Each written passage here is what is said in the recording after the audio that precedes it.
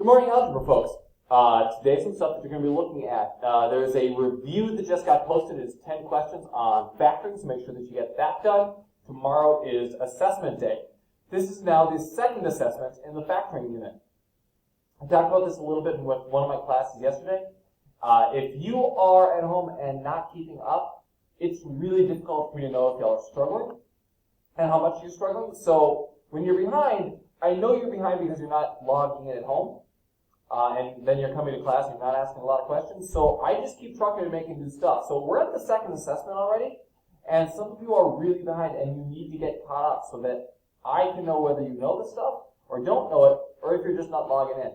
And right now I've got a pretty good sense of which of those two issues it is based on questions and how frequently I see people not even doing the attendance.